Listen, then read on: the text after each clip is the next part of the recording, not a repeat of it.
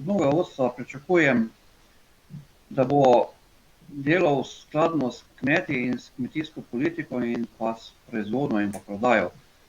Novo predizvoljeni predsednik Roman Žveglič, ki prihaja iz hribovske kmetije, velike kmetije, in ima dolgoletne izkušnje s kmetovanjem in verjamem, da sam dobro pozna te problematiko in bo kar iz prve roke lahko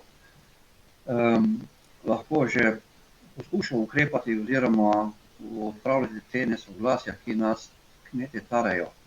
Kajti veliko je nesoglasij, veliko je problemov, ki jih nas tarejo, od odkupnih cen naših proizvodov, pa predvsem pa ta birokracija, ki nas duši po dolgem in počez, ki pa vemo, da je po veliki meri nepotrebna. Sploh, če gledamo ali pa se oziramo kmetijstvo preko meja, kako imajo oni bolj liberalno, bolj dostopno, bolj poenostavljene vse zadeve. Pri nas je pa tako vse zakomplicirano, vse to tako imamo občutek s tem namenom, da se nas duši in onemogoča, da bi delali svoje poslanstvo. K besedi pa smo povabili tudi še novega predsednika, pa neizvoljenega Marjana Podobnika in še eno od svetovalk z dolgoletnim stažem. Vsi pa odgovarjajo na vprašanje, kako vidijo to organizacijo in kaj od nje pričakujejo. Ja, ne, glejte, lotili smo se takoj stvari tekočih. To je protikoronski ukrepi za protikoronski zakon številka 6. Tukaj smo bili kar malo razočarani, mi smo napisali predloge, potem jih iz ministrstva niti z vlade kot velik socialni partner ali pa največji v kmetijstvu niti nismo nazaj dobili, tako da smo jih mogli dobiti pod mizo in smo zdaj tam noter določene ukrepe videli, ki so sledili tistim našim priporočilom. Mi si sicer želimo, da iz protikoronskega zakona 6 ne bi bilo potrebno izplačevati državi nič denarja, ampak da bi se odkupne cene, ki so trenutno v slovenskem kmetijstvu dvignile. To bi največ pomagali kmetom in tudi državi. Druga stvar je bil tudi zakon o kmetijstvu, ker je bilo treba nujno urediti in ga še urejujemo. Ta tako imenovani predmet kmet, objekt, subjekt, ki so hoteli pač v kmetijstvu vzpostaviti čisto nove pogoje, nov način našega tradicionalnega kmetovanja, da bi morali imeti vsemi družinskimi člani in vsemi, ki delajo na kmetijah, notarsko, vsaj tako je izgledalo po zakonu, notarsko overjenih pogodbe. Zdaj smo to zadevo zdaj še usklajujemo, rešujemo. Jaz upam, da bomo pripeljali to v eno normalno zakonsko osnovo, se pravi, ki bo že jasna temu tradicionalnemu slovenskemu načinu kmetovanja, ker vemo, da na kmetiji dela več generacij, tudi še kakšen sorodnik, in da tle pogodbe iskati, kaj bi vse sledilo iz teh, če bi to bil pravni subjekt, kot SP, si niti ne znam predstaviti. Ja, jaz seveda obžalujem, da zmagovita lista društva SKZ Slovenska kmečka zveza skupaj s partnerji ni uspela postaviti novo vodstvo Kmetijsko-gozdarske zbornice. Pač liste, ki so sicer bile manj uspešne, so se skupaj zbrale in dosegle ta rezultat.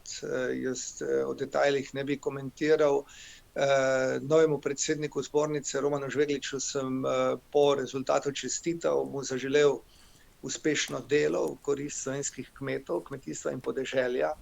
Hkrati pa pač izražam določeno skepso, da bi na ta način postavljeno novo vodstvo in z pravzaprav zelo majhnim, malo predstavljenega programa, da bi lahko opravilo tisto delo, ki bi ga slovenski kmetje in drugi lastniki kmetijskih zemljišč in gozdov upravičeno pričakovali od novega vodstva zbornice. Kako vi vidite to novo vodstvo v Kmetijsko-gozdarski zbornici in seveda svoj položaj službe za kmetijsko svetovanje v teh novih okoliščinah? Kot vedno, da smo ljudje tako nameščeni, da bi ne imeli popolnoma nič sprememb. In da smo najbolj se dobro počutimo v enem lagodju starega. Ocenjujem pa, da bi v sistemu kmetijskega svetovanja znotraj režima Kmetijsko-gozdarske zbornice Slovenije pa le moralo priti do sprememb, katere bomo oblikovali mi uslužbenci skupaj z voljenimi organi in seveda v namen za razvoj sodobnega, naravi prijaznega kmetovanja. No, ampak kmetje vendarle z delom zbornice do zdaj niso bili najbolj zadovoljni. Kako boste pravzaprav se lotili tistega ključnega, največjih težav, se pravi antibirokratskega programa? Ja, pač z zmanjševanjem teh birokratskih ovir, zdaj, če se vračam, se pravi tukaj seveda z določenimi predpisi, ki jih seveda sprejme vlada, ne sprejme jih zbornica. Če bi jih sprejela zbornica, bi jih že zdavnaj, ali bi bili že zdavnaj odpravljeni tudi v preteklem času. Zdaj, jaz se strinjam, da kmetje zbornice niso vzeli za svoje. Kajti, če bi jo vzeli za svojo, potem bi bila udeležba na volitvah kaj več kot pa 8%, v preteklosti je bila pa še seveda nižja. Ne. Tukaj je seveda tudi angažma. Ne. Članstvo je seveda obvezno, ne, in zato tudi smatrajo člani, ne, da jim je potrebno marsikaj postoriti brez svojega lastnega angažmaja. Ne. Za močno zbornico, ne, seveda je potrebno, da največ postorimo tisti, ki smo izvoljeni v organe zbornice, potem seveda tisti, ki so zaposleni, da bodo znali hitreje in dobro, boljše kot do sedaj prenašati znanje na kmeta, jih usmerjati in svetovati.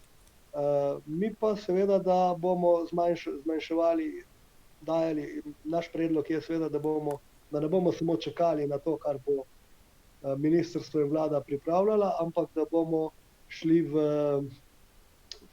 proaktivnosti. Kolikšna je verjetnost za spremembe, za resnične spremembe, ki so potrebne na tem področju? No, glede na doslej predstavljeno tudi v teh intervjujih in pogovorih z novim predsednikom, se bojim, da pravzaprav nekih resnih sprememb ni pričakovati. Zdaj, jaz sem kot kandidat za predsednika zbornice predstavil ključne točke našega programa, kjer je bilo med drugim izpostavljena popolna debirokratizacija zaradi hudih problemov, ki jih imajo kmetje z to nepotrebno in škodljivo birokracijo na številnih področjih. Potem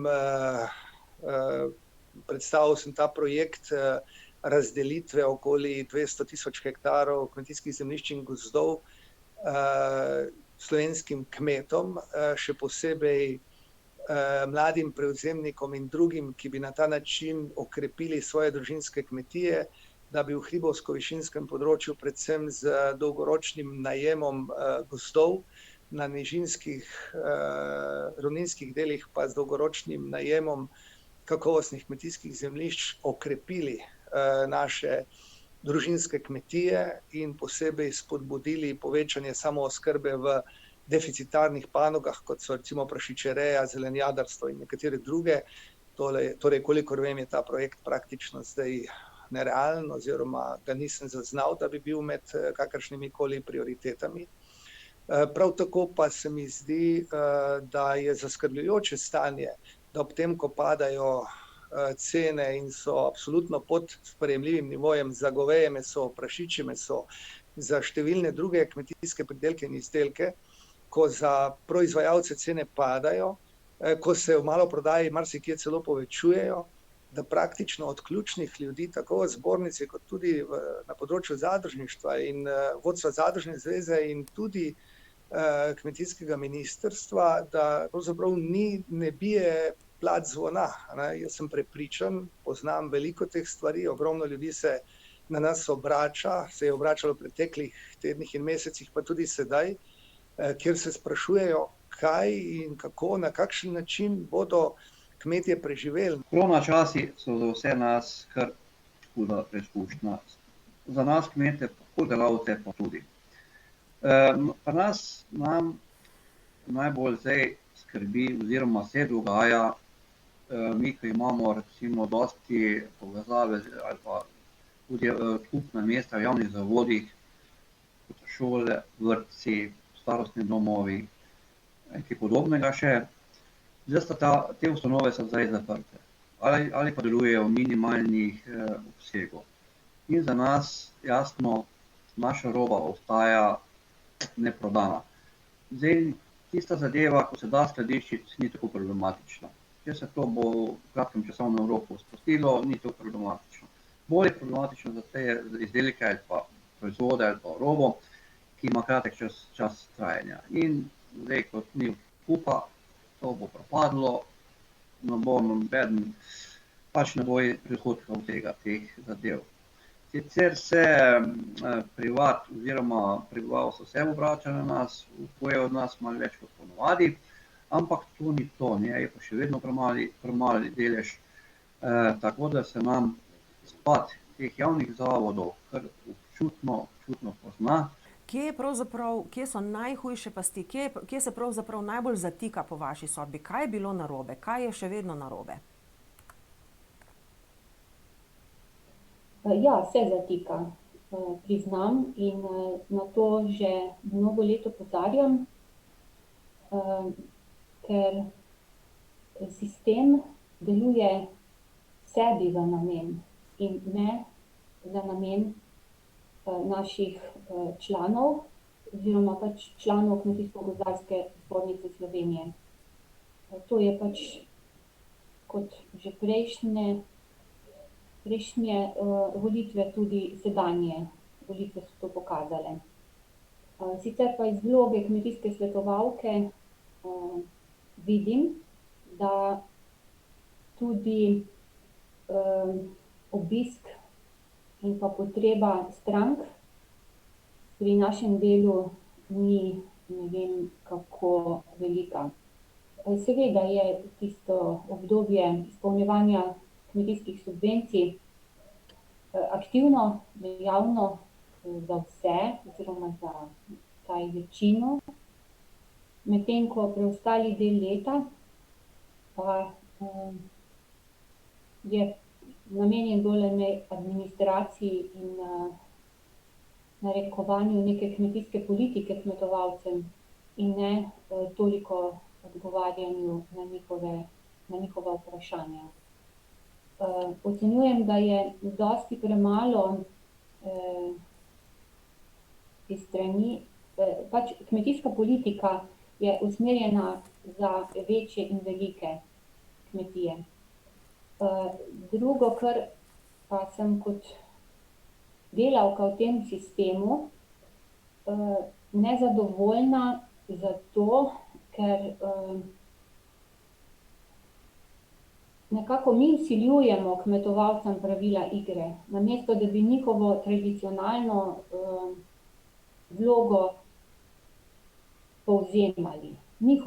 Njihovo vlogo bi morali povzemati in iz njihove kože svetovati in delovati v smer šibkejšega, ne v smer močnejšega. To ponovno in ponovno sem prepričana, da se dela vedno v smer močnejšemu. Iz tega razloga sem kot hobi začela študirati metodo kmetovanja, ki ni samo ekološka, ki je nekaj več, ki je bolj naravi prijazna in bolj nativna in prihodnost usmerjena. In istočasno ugotavljam, da je ta metodologija bolj pisana večini kmetovalcev kot manjšini.